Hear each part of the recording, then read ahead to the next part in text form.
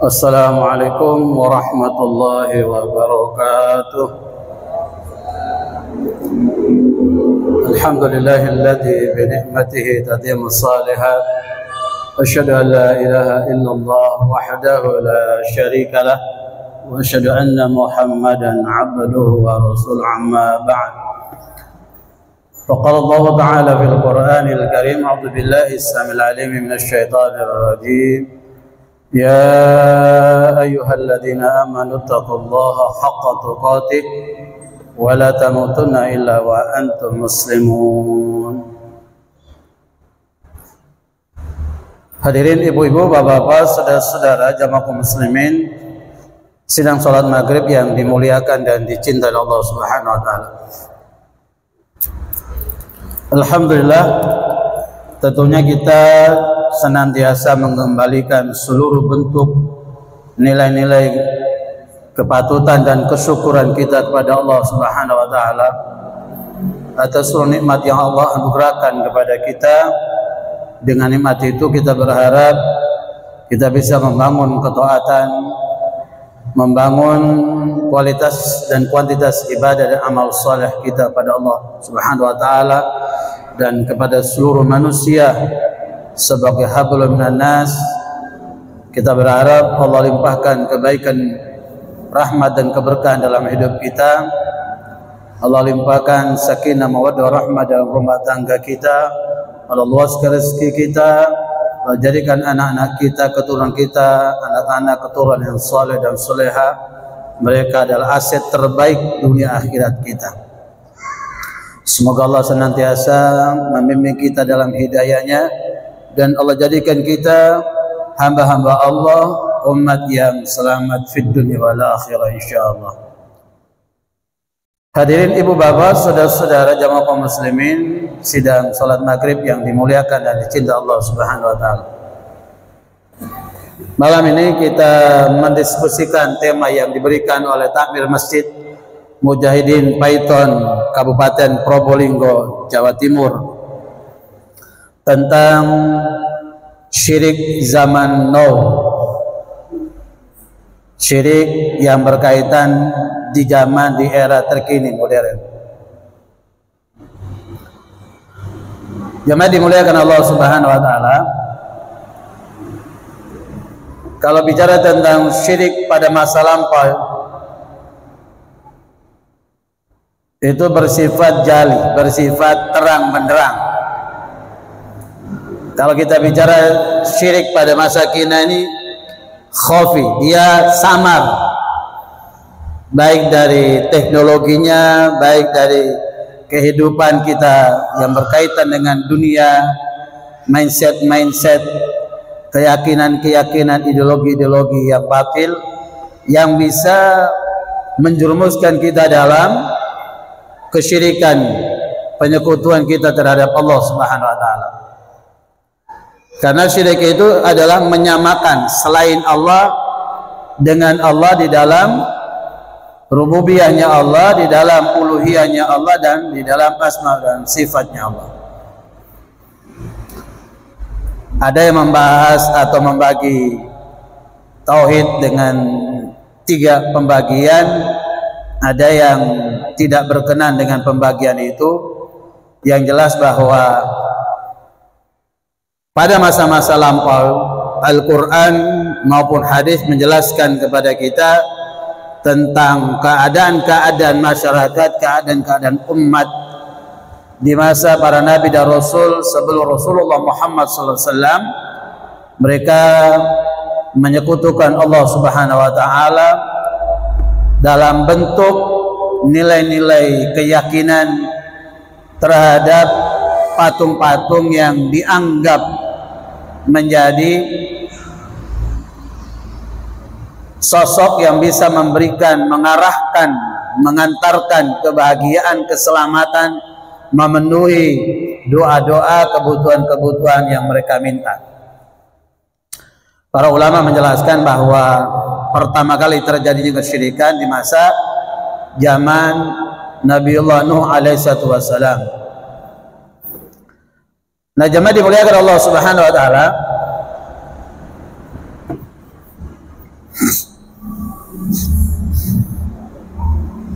kalau kita perhatikan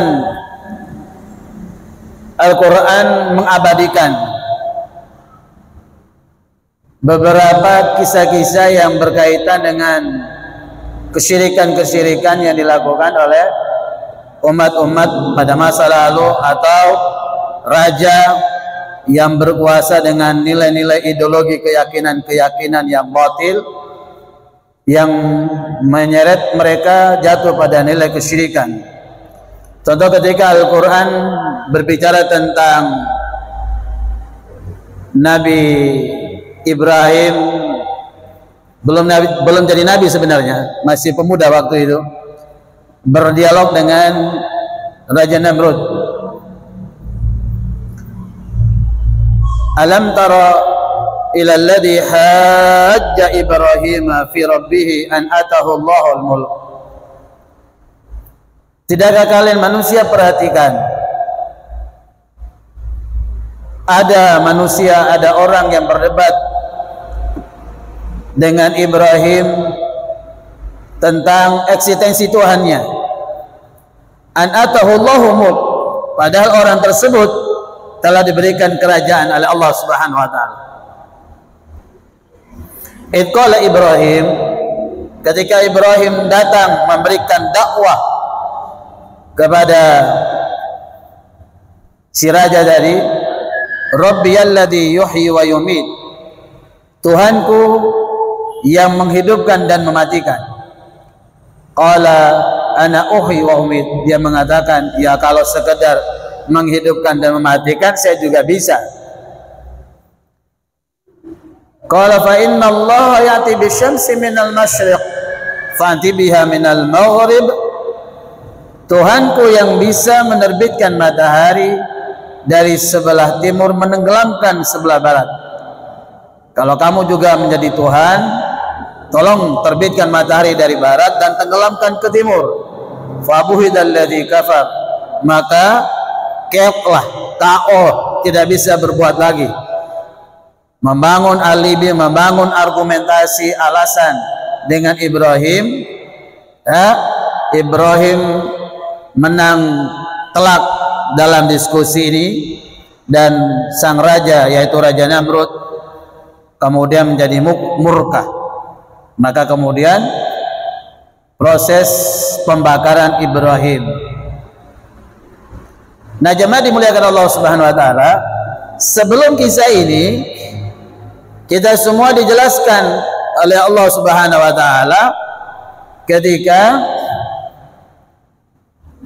Raja Namrud menjumpai patung-patungnya, Tuhan-Tuhan yang mereka sembah, baik Tuhan yang terbesar maupun Tuhan yang sedang dan Tuhan-Tuhan kecil, dengan nilai-nilai keyakinan pada saat itu hancur berkeping-keping.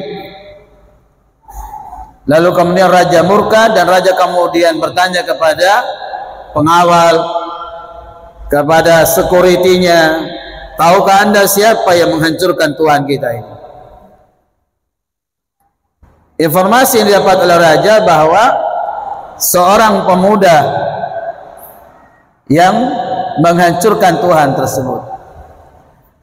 Raja kemudian memiliki suatu keyakinan bahwa yang paling vokal, yang paling benci ke Tuhan kita nikah Ibrahim, sobung orang selain pun Ibrahim.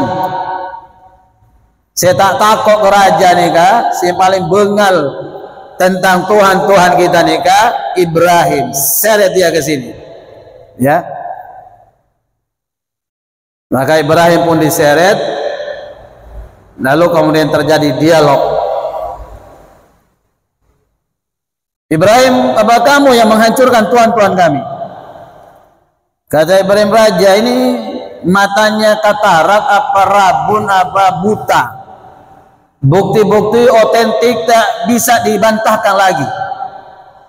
Bukankah di Tuhan yang terbesar itu lehernya terkalung kapak? Berarti dia pelaku tunggalnya, dia yang menghancurkan Tuhan-Tuhan yang lain. Ya mungkin agar hanya dia yang disembah, maka dia tidak ingin ada Tuhan-Tuhan lain yang menjadi kompetitornya. Kata raja, kok sehat apa sableng kamu? Mana ada benda mati bisa menghancurkan sesama benda mati? Kata Ibrahim, lah kalau begitu raja ini gobloknya kuadrat, gobloknya bertambah-tambah, berlipat-lipat kali gobloknya. Lah sudah tahu benda mati, waktu orang menghancurkan dia nggak bisa menolong dirinya. Mana ada Tuhan rapuh seperti ini? Tuhan itu Maha Agung, Al-Aziz, Al-Jabbar, Al-Qawi, dan seterusnya. Ini Tuhan rapuh, tidak bisa menolong dirinya. Bagaimana menolong manusia? Ya, kisah itu yang diabadikan tentang dialog sambungan tadi. Jadi kalau pada masa lalu itu yang dimaksud dengan syirik itu ya orang menyembah berhala. Bahkan ketika Fathul Mekah itu sekitar 360 patung yang ada di dalam Ka'bah yang dihancurkan oleh Rasulullah dan para sahabat pada saat itu.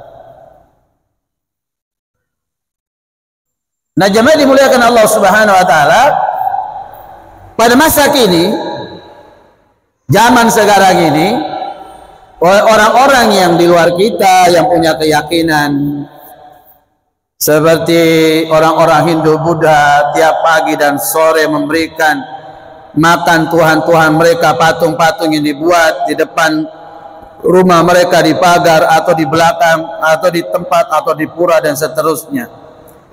Itu mereka punya keyakinan, itu urusan mereka. Lantas kita umat Islam ini, kesyirikan yang terjadi pada saat ini, nggak ada patung yang kita sembah, nggak ada patung yang kita sembah. Dan semua orang Islam paham bahwa menyembah patung, meminta-minta kepada patung, memiliki keyakinan-keyakinan patung itu fungsi sebagai Tuhan, itu sudah dimaklumi oleh masyarakat muslim. Cuman yang menjadi masalah ini adalah syirik khafinya. Dia syirik yang terjadi samar di dalam kehidupan kita.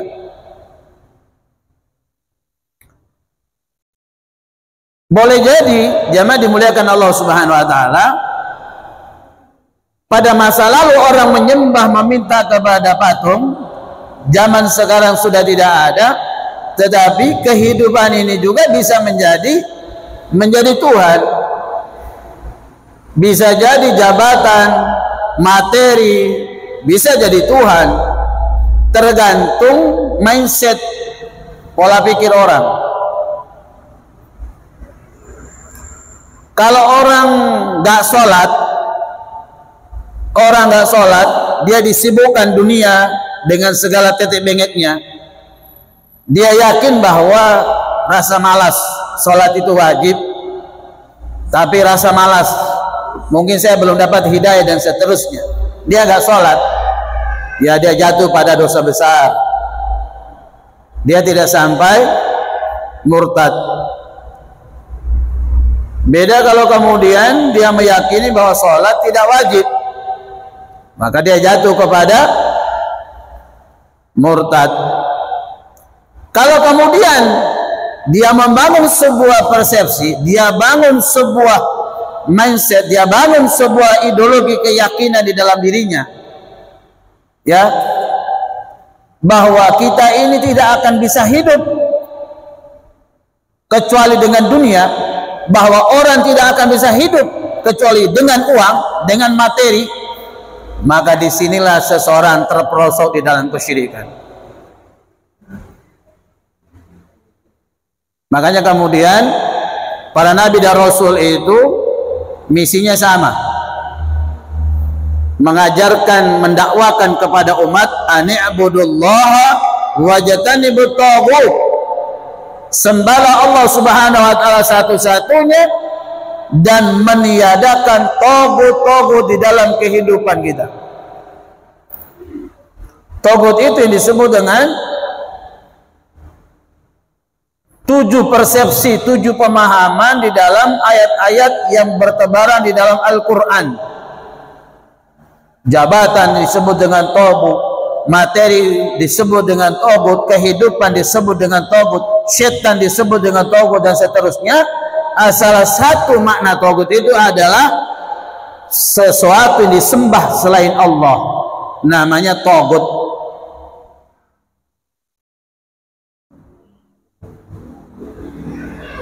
Jadi orang kemudian menyibukkan dirinya dengan kehidupan dunia sampai dia tidak punya waktu untuk beribadah, untuk salat kepada Allah, ruku dan sujud menghambakan diri, di mana dia menyisipkan satu keyakinan di dalamnya bahwa dia tidak akan bisa hidup kecuali dia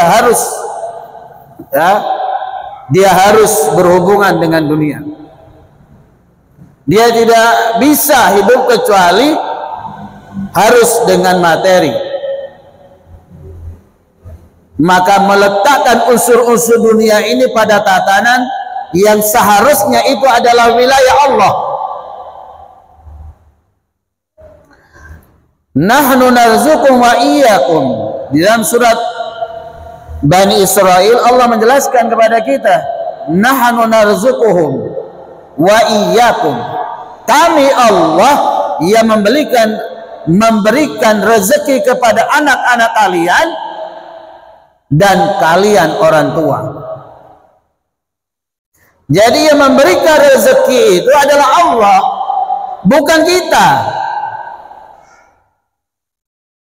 Rezeki itu banyak macam, tidak harus berupa materi melulu.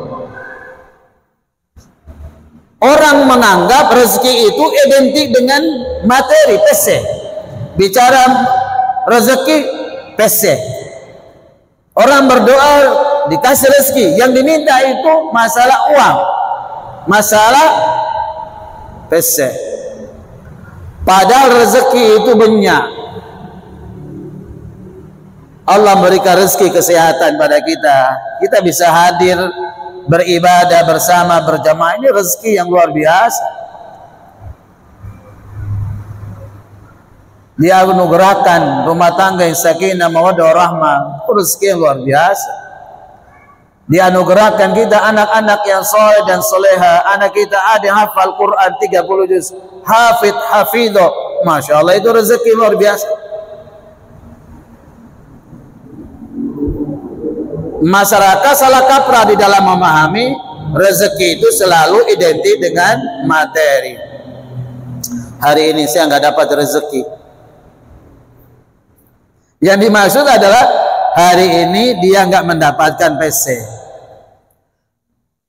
Padahal hari ini dia diberikan oksigen untuk menghirup oleh Allah Subhanahu wa taala dengan gratis. Itu adalah rezeki yang luar biasa. Ketimbang dia mengalami sesak napas, masuk rumah sakit, pakai tabung oksigen, majer ke rumah sakit, keluar PC.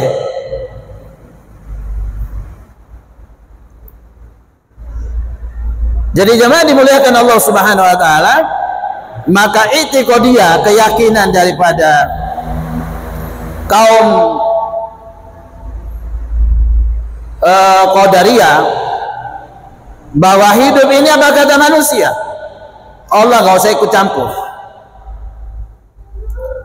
Baik buruk, sehat, ya sakit, selamat tidaknya, kaya miskin, apa kata manusia, Allah tak usah noro-noro, tak usah campur pon pangeran ini. Gusti Allah tak usah masuk di dalam kehidupan. Kehidupan nikah apa caan menungso. Nah, ini yang kemudian terjadinya kesyirikan di dalamnya. Karena hidup ini adalah ciptaan Allah, desain dari Allah. Alam semesta ini adalah ciptaan Allah Subhanahu wa taala. Semua bergerak atas izin, atas rekomendasi dari Allah Subhanahu wa taala. Maka menyamakan makhluk ciptaan Allah ini adalah bagian dari bentuk kesyirikan. Wa minan nasi may yatakhidu min dunillahi andadan yuhibbunahum ka hubbillah. Berapa banyak manusia yang menjadikan tandingan-tandingan di dalam kehidupan ini terhadap Allah Subhanahu wa taala. Yuhibbunahum, mereka mencintai tandingan-tandingan Allah itu ka hubbillah, sama seperti mereka mencintai Allah.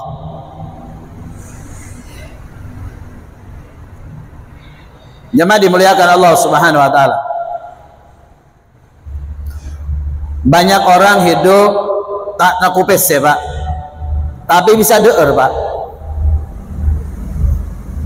Tandi PC tak nakupes tapi bisa deer. Tetangga datang ketuk, assalamualaikum yuk, nikah bedek, nasi kebuli, nikah bedek, kacang hijau, kolak kacang hijau, nikah bedek, nikah bedek, nikah bedek, ya, iwak pelas dan seterusnya. Itu rezeki yang Allah kirim buat kita.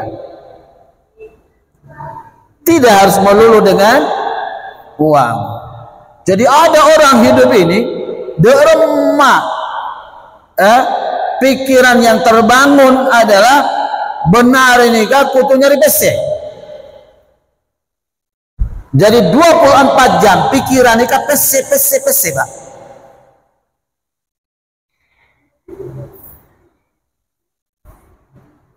Sholat itu dianggap menjadi penghalang waktu yang terbuang.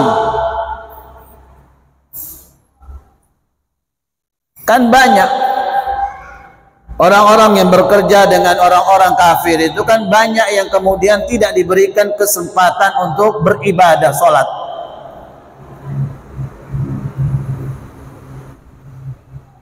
Ada yang kemudian resign dari situ, ada yang kemudian bertahan walaupun tak bujung atau sholatnya di jamak. Nah, jemaah dimuliakan Allah Subhanahu wa taala. Jadi sangat penting membangun mindset keyakinan kita ini kan sangat penting.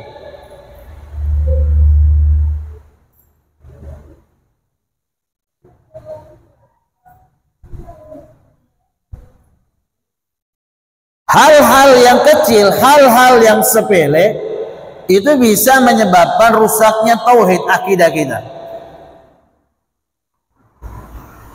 Contoh nih Pak, contoh. Engkau sakit cetak nikah tak bisa sembuh kecuali bodrek. Omongan ini sederhana, biasa, lumrah terjadi di dalam kehidupan kita, bahkan sering kali kita dengar. Saya nggak sembuh kalau dipegang dokter lain. Kalau di dokter itu saya sembuh, cocok saya, katanya gitu.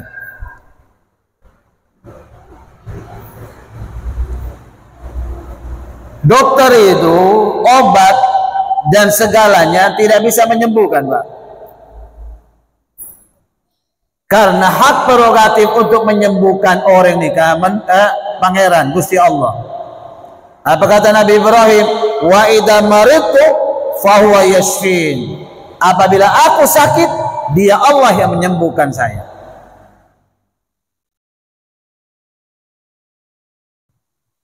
Jemaah dimuliakan Allah Subhanahu wa taala. Kita meminum obat herbal, madu, habbatus sauda, gamat, propolis dan yang lainnya. Kita minum. Kita meyakini ini adalah bagian dari ikhtiar. Karena itu disuruh oleh agama, oleh syariat. Allah menurunkan penyakit, kata Nabi, Allah turunkan obatnya. bila obat dan penyakit ketemu dengan izin Allah, sembuh orang itu. Dengan izin Allah, sembuh orang itu. Kalau obat dan penyakit kata Nabi ketemu, belum Allah izinkan, belum sembuh orang itu. Berikhtiar terus kata Nabi, sampai kamu temukan obat dan penyakit itu dengan izin Allah Subhanahu wa taala.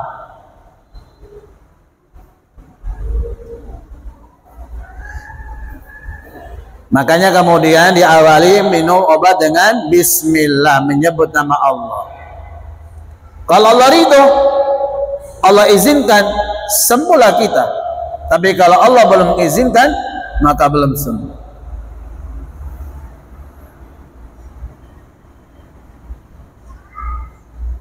Jadi omongan-omongan sederhana ini kadang-kadang bisa menyeret kita kepada rusaknya akidah, bisa masukkan kita pada kesyirikan.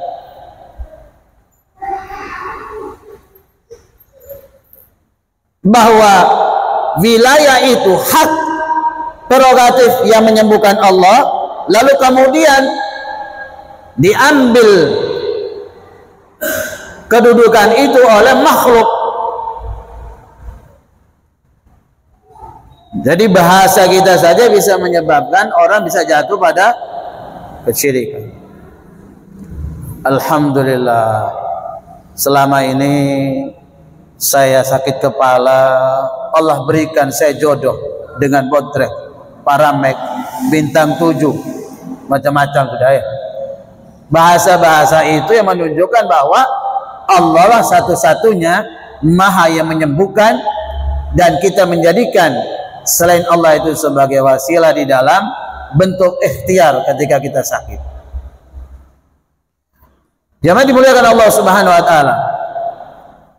Di antara lagi syirik yang sering terjadi secara khafi samar, banyak masyarakat yang terjebak di dalamnya adalah zodiak.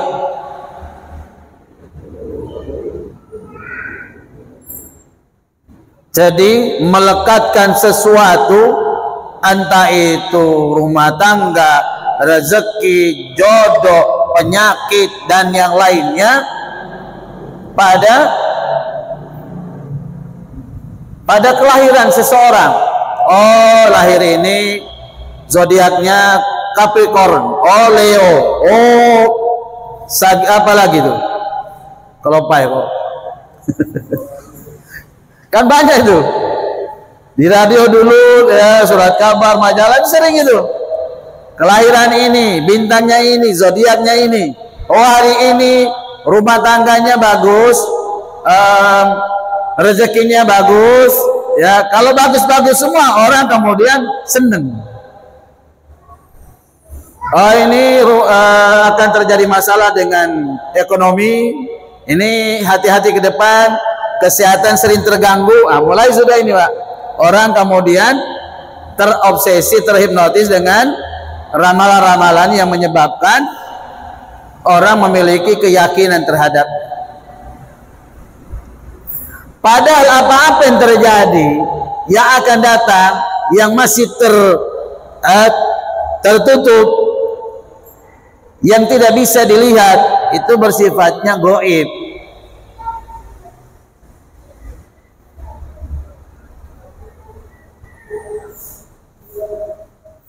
Jemaah dimuliakan Allah Subhanahu wa taala.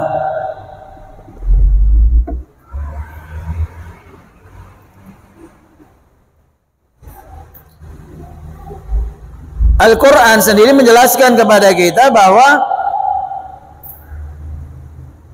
di sisi Allah Subhanahu wa taala kunci-kunci pengetahuan yang berkaitan tentang hal-hal yang gaib, la ya'lamuha illa huwa.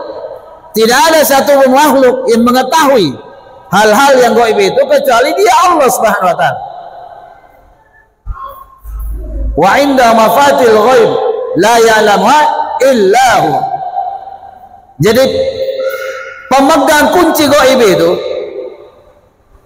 pemilik gaib itu Allah, dan tidak ada satupun makhluk ini diberikan wewenang oleh Allah Subhanahu wa taala mengetahui hal-hal yang gaib kecuali Allah. Bahkan makhluk gaib sendiri tidak tahu tentang hal yang gaib. Malaikat makhluk gaib, iblis, setan, jin makhluk gaib, tapi mereka tidak tahu tentang hal yang gaib. Suatu waktu Rasulullah dan para sahabat di padang pasir situ berkumpul, datang seorang laki-laki tampan rupawan. Tiba-tiba sahabat tidak tahu, dari dimana tahu. Moro-moro tiba-tiba berada di hadapan Rasulullah, duduk, lututnya bertautan dengan lutut Nabi, berpakaian putih-putih, tidak sedikit pun terlihat ada debu yang menempel. Nah, kalau orang melakukan perjalanan jauh kan pasti berdebu. Seheran nih kau orang ini. Terus ketika bertemu dengan Nabi, dia tanya kepada Rasulullah, "Ya Muhammad, mal Islam?" Rasulullah jawab, rukun Islam. Mal iman? Rasulullah jawab tentang rukun iman. Mal ihsan? Anta'budullaha ka'annaka tarahu fa in lam takun tarahu fa inna yarak. Ihsan, berbuat baik itu adalah engkau beribadah kepada Allah Subhanahu wa taala seolah-olah engkau melihat Allah, dan ketika kamu yakin tidak akan sanggup melihat Allah, pastikan yakini bahwa Allah yang melihat kamu. Lalu pertanyaan pemungkasnya, mata sa'ah, kapan terjadi hari kiamat? Ya? Kata Nabi, yang bertanya dan yang ditanya dua-duanya pada bayi sami mawon, tak tahu tak oneng. Jadi malaikat Jibril juga nggak tahu kapan hari kiamat. Rasulullah menginformasikan kepada kita kiamat itu terjadi pada hari Jumat. Lah Jumatnya kapan? Tahun berapa? Bulan keberapa? Pekan keberapa Jumatnya? Tak tahu. Gaib nikah.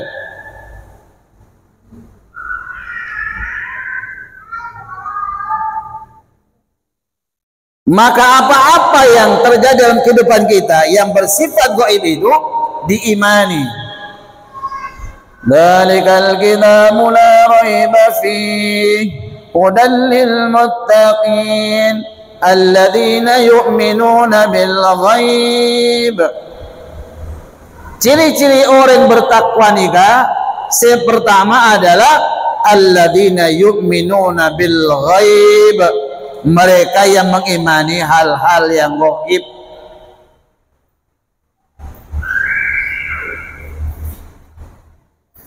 Jemaah dimuliakan Allah Subhanahu wa taala, di akhir surat Luqman itu Allah Subhanahu wa taala memberikan satu keyakinan kepada kita, wa ma tadri nafsum madza taksibu ghadan. Sebuah makhluk di dunia nikah, sebuah manungsa nikah, tak satu pun seoning apa yang terjadi besok pagi, apa yang dimakan, apa yang dialami, apa yang diusahakan, tak tahu.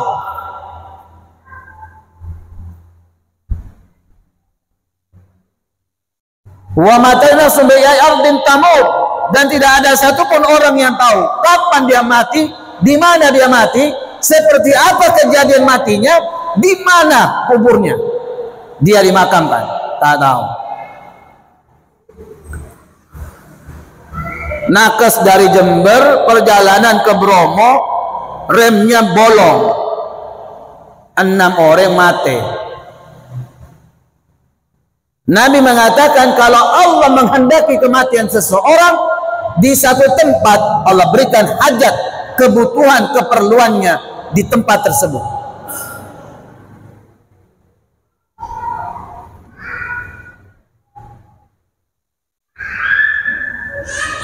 Ada keluarga saya di Pendil itu lagi gak enak badan, malam tahun baru, didatangi temannya, masih pemuda ini Pak, masih pemuda, dipaksa, Haji ikut, banyak sudah, aduh badan saya gak enak, iya aja sudah. Gak apa-apa. Ya namanya kanca, Pak. Dengan berbagai macam bujuk rayu, akhirnya si sakit nih gak enak badan nih, akhirnya ikut, Pak, keluar dari rumah sepeda motoran. Kejadiannya, Pak, baratnya pom bensin Berumbungan ada, Pak, esekop, Pak, dilindas trailer, Pak, esekop, Pak, mati, Pak. Allah menginginkan kematiannya di luar. Allah hadirkan teman-temannya ngajak keluar walaupun dia sedang gak enak badan. Nggak ada yang tahu, Pak, hal yang gaib, nggak ada yang tahu. Makanya kemudian dalam rangka memelihara kebersihan akidah iman seseorang, Islam melarang orang melakukan ramalan,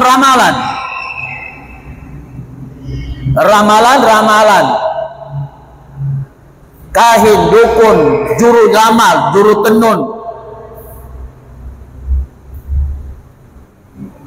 Zaman dulu itu Mama Loren, terus lanjut Roy Kiyoshi, terus sekarang ini Gumai. Oh iya, ya nanti ini tahun ini di bulan ini anggota dewan kena kasus korupsi ramal, Pak. Ya boleh percaya boleh tidak ya, jangan percaya, ini hanya ramalan.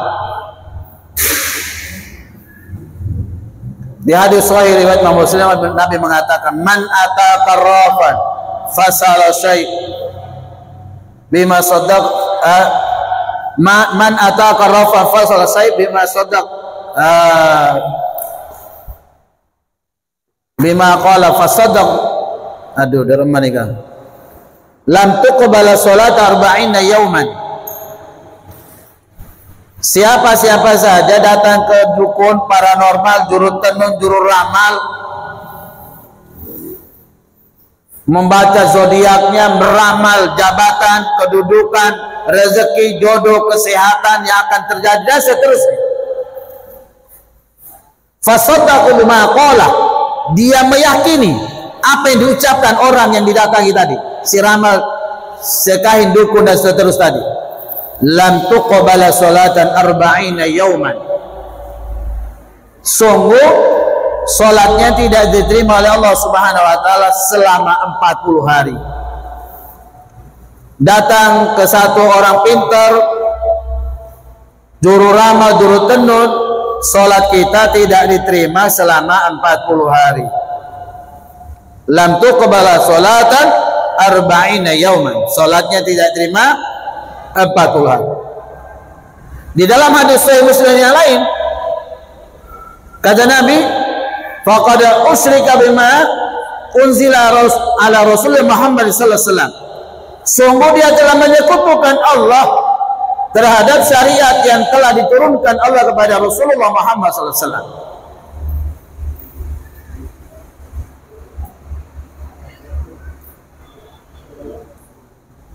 Jamaah dimuliakan Allah Subhanahu wa taala. Dia remah caranya orang meramal nih, Pak. Ada orang meramal itu berdasarkan ilmu pengetahuan.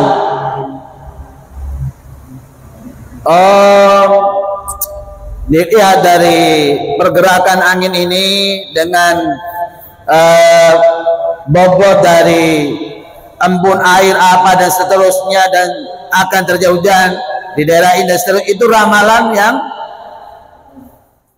yang berkaitan dengan ilmu pengetahuan. Bisa terjadi atau tidaknya wallahu a'lam, karena mendung selamanya tak turun hujan.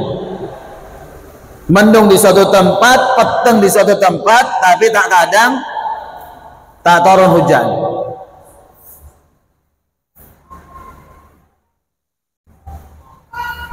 Di dalam tafsir Ibnu Katsir, Ibnu Jarir At-Tabari,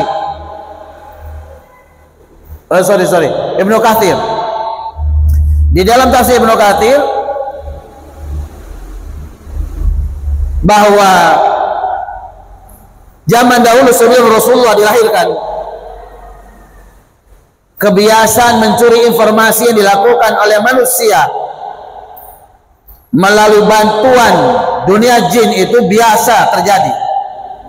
Jin bersof-sof, kata Nabi, ya, mereka bersof-sof naik ke langit lalu mencuri pendengaran pembicaraan Allah dan malaikat. Kata Allah, turun hujan di sini, malaikat. Python turun hujan, keraksan dah usah, gending turunkan hujan, Probolinggo tak usah. Allah ngomong kepada malaikat yang menurunkan hujan. Jadi tiap hari ini Allah berbicara, memberikan instruksi kepada para malaikat sesuai dengan perintah Allah. Nah, jin mencuri informasi itu. Kata Nabi, dari 100 informasi yang dicuri, disadap oleh dunia jin, 99-nya didustakan, hanya satu yang benar. Dia berikan kepada walinya, yaitu wali syaitan, yaitu dukun, paranormal, orang pintar, jurutan nun, dan seterusnya. Nama tergantung sudah. Makanya di surat As-Saffat itu mereka dilempar dengan meteorit. Dalam bahasa ilmu pengetahuan kita, benda angkasa yang jatuh terbakar oleh atmosfer yang disebut dengan meteorit itu. Padahal itu diantara senjata yang digunakan oleh malaikat untuk melemparkan jin yang suka mencuri informasi. Makanya ketika Rasulullah lahir, kebiasaan mencuri informasi itu terhenti, mengalami kendala yang serius. Kata iblis,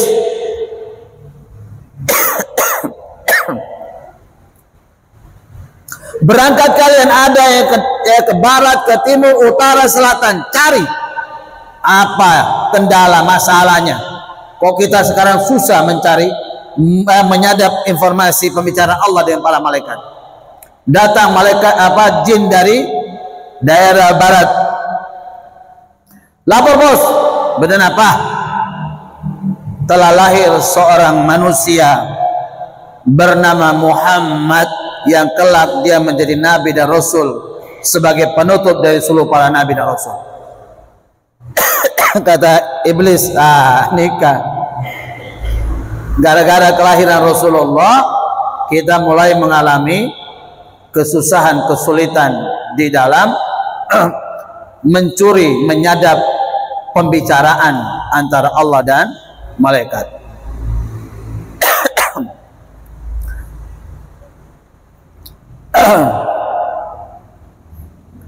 Nabi itu pernah mengetes seorang dukun terkenal.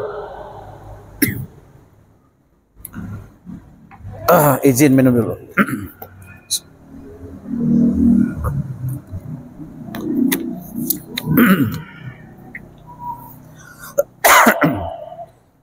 Nabi itu pernah mengetes salah satu dukun terkenal.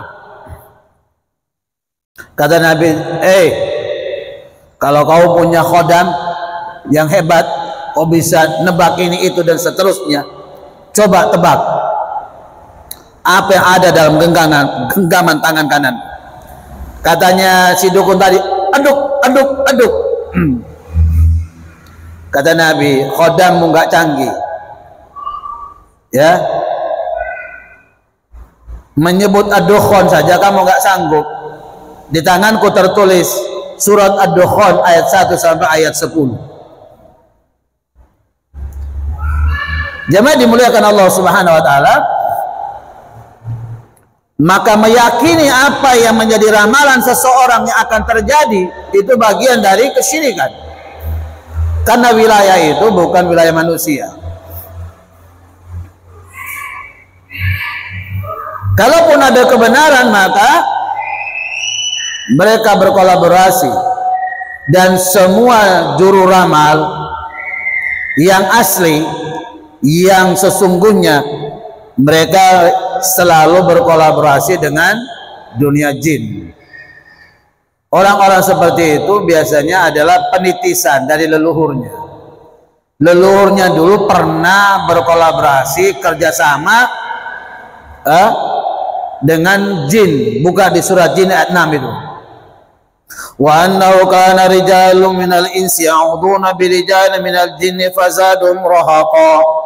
Ada sekelompok orang menungso dari laki-laki atau wanita mendatangi jin, laki-laki atau wanita meminta bantuan pertolongan kepada jin, laki-laki dan wanita, dan jin menambah dosa dan kesesatan pada manusia.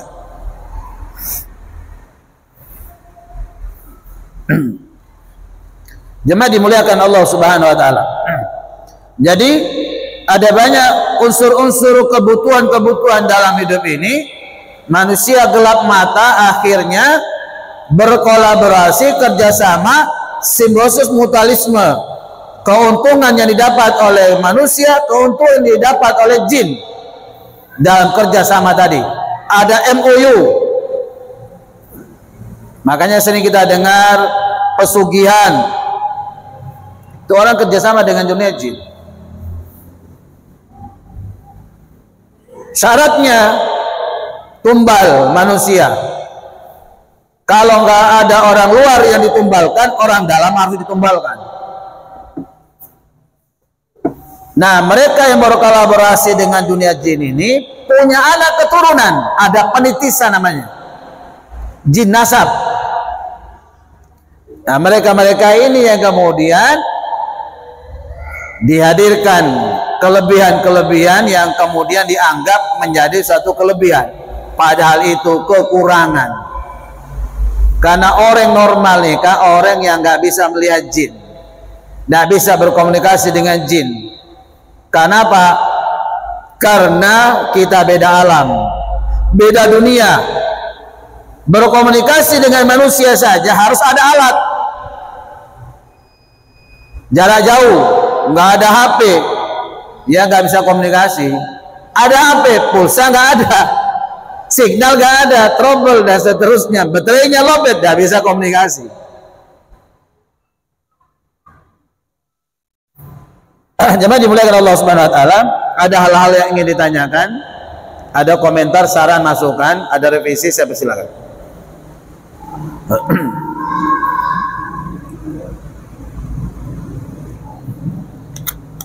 Monggo Ustaz.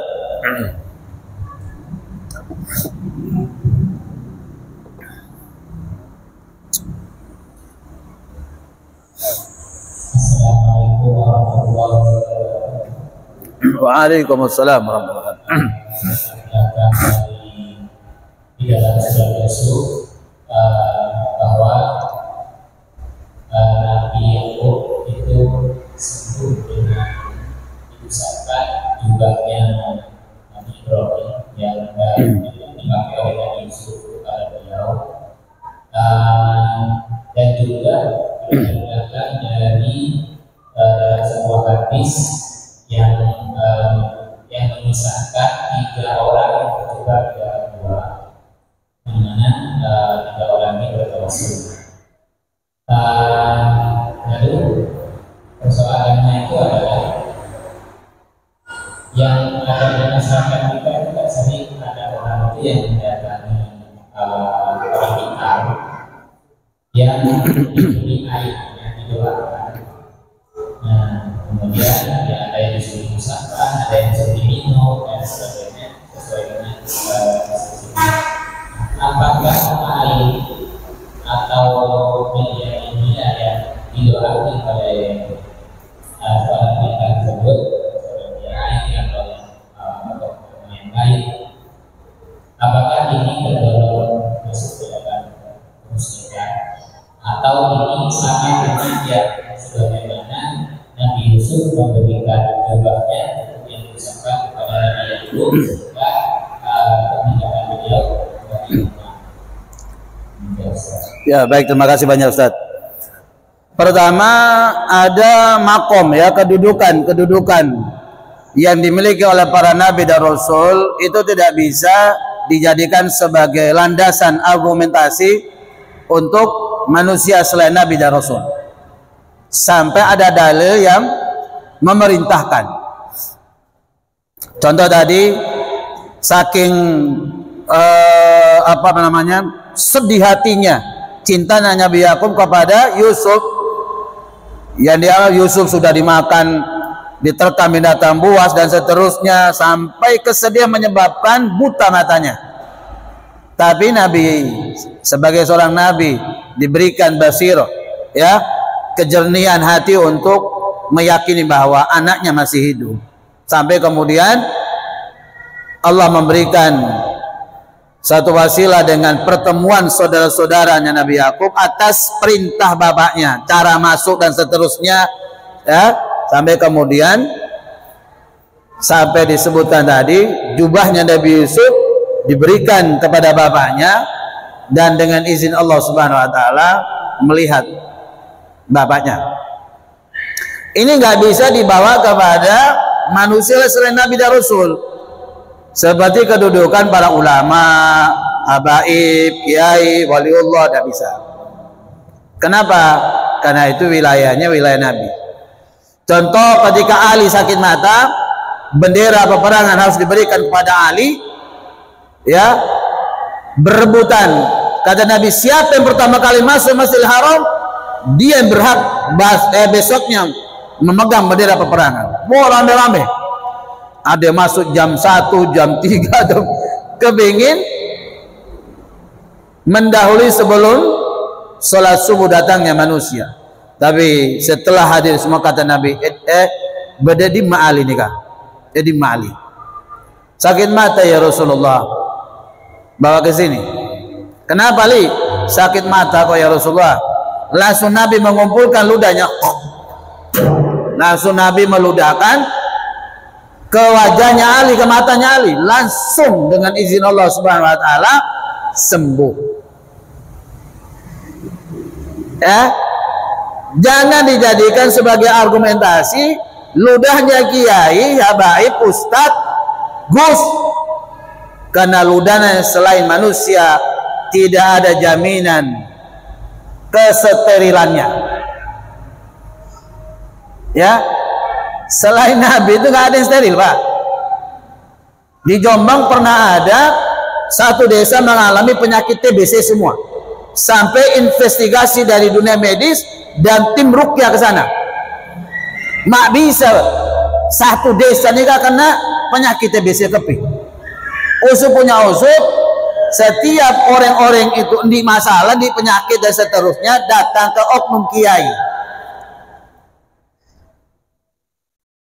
Dia apa no? Ya diberikan air minum. Ya dulu dahi diminum kan.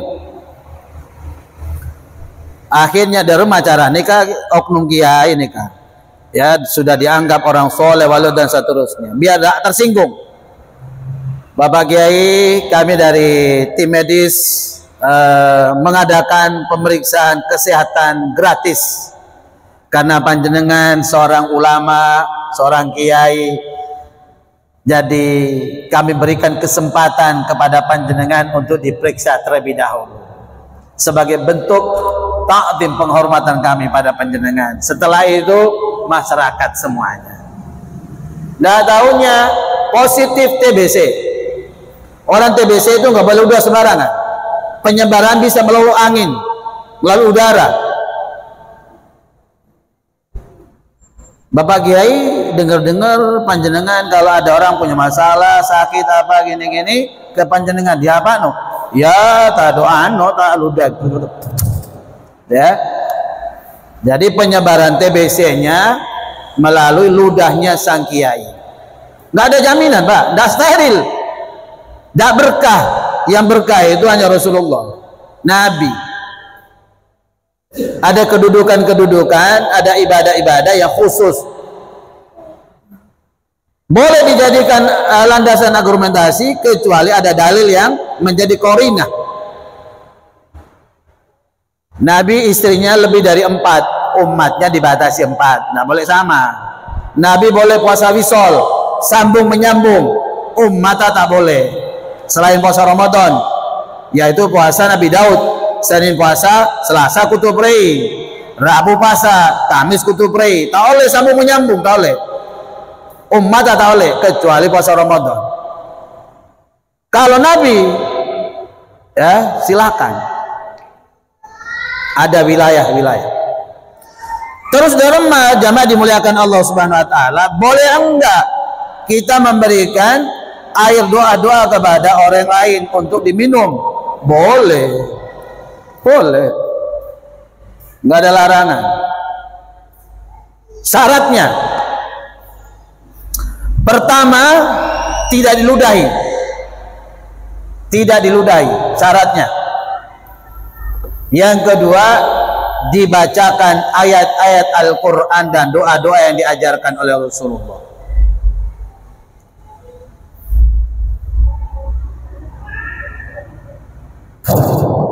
Ya no, tak boleh Pak, syubhat. Masuk ke dalam kamarnya terus pulang kibah, ngenom dasar tak boleh Pak. Syubhat, sampai tidak tahu.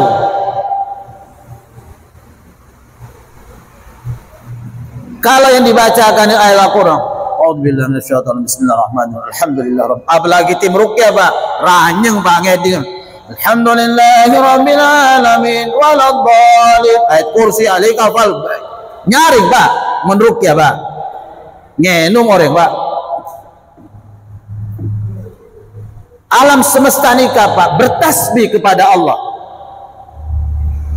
Penelitian sekarang ini di tim medis, orang yang sedang penyakit kanker dan penyakit-penyakit yang lainnya, begitu dia diperdengarkan ayat-ayat Al-Quran, bakteri, virus, sel kanker berhenti Pak, tidak bergerak, ngeding mendengarkan Al-Quran Pak, karena seluruh makhluk ciptaan Allah bertasbih kepada Allah. Di Jepang pernah diadakan suatu penelitian dari satelit Pak. Aing nikah dibilangi I love you, aku cinta padamu. Pokoknya diomongi hal-hal yang positif. Air ini molekulnya merekah Pak, seperti mawar yang sedang merekah, indah sekali. Tapi kalau dibilang fuck you, bangsat, kurang ajar, pokoknya diomongin jelek-jelek Pak, air ini molekulnya mengkerut Pak. Maka orang-orang dulu, kakek saya dulu begitu. Kalau kita sakit itu, kakek saya di Flores begitu, diambilkan air, dibaca A'udzubillahi minasyaitonir rajim, bismillahirrahmanirrahim, alhamdulillah, ayat kursi alaiha falaq anas, diminum kan? Itu namanya ruqyah Pak. Orang dulu tidak kenal ruqyah, pokoknya ngerti bahwa Al-Quran nikah obat. Wa nunazzilu minal Qur'ani ma huwa syifa wa rahmatul lil mu'minin. Kalau ayat omongan-omongan yang positif saja memberikan sugesti pengaruh pada molekul air yang luar biasa, apalagi dibacakan Al-Quran, apalagi didoakan, air ini merespon Pak. Summa qasat qulubukum min ba'di dzalika fahiya kal hijarah aw asaddu qaswa wa inna minal hijarati lama yatafajjaru minhu al-anhar wa inna minha lama yashaqqaqu fayakhruju minhu al-ma' wa inna minha lama yahbitu min khasyatillah. Lalu hati manusia itu mengeras laksana batu, bahkan lebih keras lagi daripada batu. Padahal katanya Allah, wa inna minal hijarati lama yatafajjaru minhu al-anhar. Padahal dari batu itu mengalir air-air. Di semua perairan pasti ada batunya, karena batu itu mengeluarkan kadar basah. Kadar basah, pH tertulis di sini, pH-nya berapa? Potensial hidrogen, kadar basah namanya. Karena tubuh kita ini asam basah harus normal, harus seimbang biar sehat. Wa inna minha lama yashaqqaqu fayakhruju minhul ma'. Lalu dari batu itu ada yang merekah, pecah, lalu keluarlah mata air darinya. Wa inna minha lama yahbitu min khasyatillah. Lalu air itu menggelinding pada perut batu, jatuh menetes ke bumi karena takutnya dia kepada Allah Subhanahu wa taala. Air ini kan makhluk, Pak. Makhluk. Seluruh makhluk bertasbih. Subhanallahi ma fis samawati wa ma fil ardh. Telah bertasbih seluruh yang di langit maupun di bumi. Tusabbihu lahu samawati sab'u wa ardu wa ma fihin. Telah bertasbih 7 lapis langit dan 7 lapis bumi. Wa ma fihin, dan apa-apa di antara langit dan bumi. Walakin la tafqahuna tasbihahum, tapi kamu enggak tahu bagaimana angin bertasbih, bagaimana batu bertasbih, pohon bertasbih, hujan bertasbih, dan seterusnya. Maka makhluk berupa air itu kalau dia dibacakan Al-Quran sangat bagus, Pak, diminum, Pak. Sangat bagus diminum, ya. Jenengan ada pusing, ada ini, ada itu, dan seterusnya, sudah berobat kemana-mana belum ada kesembuhan, Pak. Ambil air satu, ceret apa terserah, sudah berdoa pada Allah, ya. Bahasanya samin terserah, sudah merengek memohon pada Allah, ngemis pada Allah, puji Allah dulu. Alhamdulillah Rabbil Alamin, Allahumma salli ala Muhammad wa ala ali Muhammad. Ya Allah, dengan wasilah perantaraan Al-Quran yang saya baca ini, ya, tolong kau jadikan energi berkah dari Al-Quran ini mengalir kepada air ini menjadi berkah untuk kami minum, membawa kesehatan dan seterusnya. Baca, udah baca. Mau buat mandi apa, taruh di situ, sudah baca, sudah. Gak bisa hafal, ambil Quran, Yasin, serah sampai sudah, pokok Al-Quran, sudah baca. Minum, buat mandi, buat masak, buat nanak nasi, buat jus dan seterusnya. Banyak, Pak. Kita membuktikan berkahnya Allah dalam Al-Quran ini luar biasa, Pak. Karena Al-Quran itu mukjizat, maka diutamakan membacakan ke dalam air itu adalah Al-Quran. Setelah itu baru doa-doa yang diajarkan Nabi. Mau tak bisa hafal doa berbahasa Arab, bisa berbahasa Indonesia, selama tidak melanggar aturan-aturan syar'i. Ya, insya Allah gitu, Ustaz, ya. Siapa aja bisa, Pak. Siapa aja bisa. Apalagi orang soleh, tambah manjur, Pak. Orang soleh itu lebih dekat pada Allah. Ke kiai, ke ulama, ke habib, ke ustadz, ke gus, ya, yang soleh, yang sahih, soleh, sahih, sahih ilmunya, ya, jelas manhajnya. Karena nama ini kadang-kadang penisbatan, bapaknya kiai, anaknya dipanggil gus, walaupun tingkah lakunya gak karuan, pokok gus, karena anak kiai, lora dan seterusnya. Makanya perlu jelas, ya. Kepada orang biasa, bisa, sampai sendiri bisa kok. Sampai rukyah airnya, didoa, dibaca Al-Quran, kasih minum anak istri, bisa. Gak harus ke ustadz. Tapi kalau mau ke orang-orang soleh, di antara tawasul yang masyru', tawasul yang disyariatkan, ya, orang soleh masih hidup. Insyaallah begitu para hadirin jamaah dimuliakan Allah Subhanahu wa taala. Jazakallahu khairan atas semuanya. Kurang lebihnya saya mohon maaf yang sebesar-besarnya. Aku qouli hadza wa astaghfiru innal ghafurur rahim. Subhanakallahumma bihamdika asyhadu an la ilaha illa anta astaghfiruka wa atubu ilaik. Assalamualaikum warahmatullahi wabarakatuh.